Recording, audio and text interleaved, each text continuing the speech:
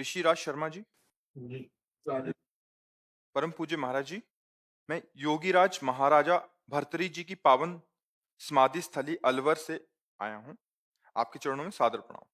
महाराज जी, आपके दर्शन की अभिलाषा बहुत दिनों से थी। महाराज जी, आज का दिन अविस्मरणीय रहेगा जब आपके दर्शन एवं सानिध्य प्राप्त होगा। महाराज जी, मन में अनेक जिज्ञासाएं नित्य जन्म लेती रहती हैं। हर बार सोचता था कि यदि प्रभु कृपा से आपका एक बार सानिध्य मिलेगा तो ये पूछूंगा, वो पूछूंगा इत्यादि। किंतु आज जब वो ये सुअवसर आया है तो जैसे सभी प्रश्न और जिज्ञासाएं विस्मृत सी हो गई हैं और मैं बिल्कुल शून्य मन मस्तिष्क का अनुभव कर रहा हूँ। पूछना तो बहुत कुछ चाहता था, किंतु अभी दिमाग में एक ही बात चल रही है कि हनुमान जी महाराज और सीताराम जी महाराज का प्रत्यक्ष दर्शन किस प्रकार जल्दी से हो सकता है, और ऐसी क्या युक्ति है कि एक बार दर्शन हो जाने के बाद प्रभु सदा सर्वदा हमारे आंखों के सामने ही रहे। उसमें युक्ति की जरूरत नहीं होती। एक बार साक्षात्कार के बाद स्थिति यही रहती है। एक बार साक्षात्कार जिसको भगवान का हो जाता है तो उसका मन राम में, बुद्धि राम में, चित्त राम में, अहम राम में हो जाता है। यही साक्षात्कार का स्वरूप होता है। पर इसके लिए निरंतरता चाहिए। हमारा जब चित्त निरंतर श्री भगवान में रमण करता है तो चित्तचोर भगवान कृपा कर हमारे हृदय में, हमारे नेत्रों में प्रकाशित हो जाते हैं। भगवान स्वयं बोले हैं, अनन्य चेता सततम यो माम स्मरति नित्य सा तस्याहम सुलभा। पार्थ, सुलभा माने सुलभ, मैं उसके लिए हूं। किसके लिए? बोले जो अनन्य चेता सततम यो माम स्मरति नित्य सा, जो मेरा नित्य स्मरण सतत करता है, एक क्षण के लिए भी नाम न भूले। अगर नाम नहीं चल रहा तो और किसी साधनों में इतना बल नहीं भगवत साक्षात्कार करा दे।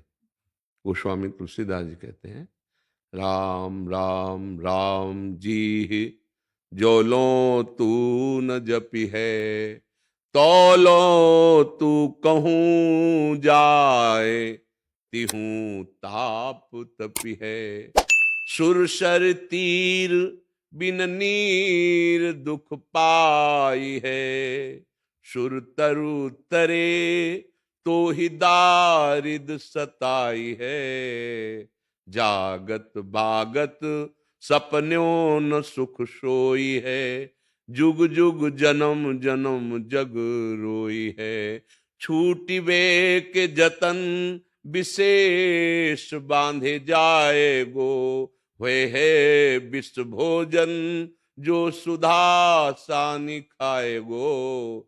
राम राम राम जी जो लो तू न जपी है, तौलो तू कहूँ जाए, तिहूँ ताप तपी है। गोस्वामी जी का अनुभव है, जब तक निरंतर नाम नहीं जप करोगे तो कहीं भी चले जाओ, छूटने का जितना प्रयास करोगे उतना बंधते चले जाओगे। भगवान नाम जप भगवान का साक्षात्कार कराने वाला है। जैसे भगवान को मानो पतंग और नाम को मानो डोरी। अब नाम रूपी डोरी खींचते जाओ तो जितना खींचोगे उतना ही पतंग नजदीक आती जाएगी। और एकादशी स्कंद भागवत में नवयोगेश्वरों ने वर्णन किया कि जैसे एक एक कवल खाने से क्षुधा निवृत्ति, तुष्टि पुष्टि होती जाती है, ऐसे ही एक एक नाम जप से संसार से वैराग्य, स्वरूप का बोध और भगवत चरणारविंदों की प्रेम वृत्ति बढ़ती जाती है। पर जैसे बहुत दिनों का भूखा हो, दो चार कवल में आग ही लगेगी, समझ में नहीं आएगा। पर वो अपना काम कर रहा है, भूख मिटा रहा है। पर जब वो आधा पेट होगा तब उसे समझ में आएगा। ऐसे ही हम जैसे थोड़ा नाम जप कर लें तो और आग बढ़ती है। यद्यपि वो काम कर रहा है, पर समझ में तब आएगा जब 24 घंटे में कम से कम 12 घंटे भजन होने लगे, तब आपको स्वाद समझ में आएगा। और कहीं निरंतर भजन होने लगा तो भगवत साक्षात्कार हो जाएगा। भजन ही साधन है जिससे भगवान की प्राप्ति होती है। गोस्वामी जी कह रहे हैं, मैं भगवान शंकर को साक्षी करके कहता हूं, मेरी जीभ गल जाए जो थोड़ा भी मिथ्या बोलूं। मेरे माई बाप, मुझे जो कुछ प्राप्त हुआ रा और माँ इन्हीं से प्राप्त हुआ है। गोस्वामी जी कह रहे हैं, बस हमको महापुरुषों की बात समझनी है। भगवत साक्षात्कार कैसे होता है?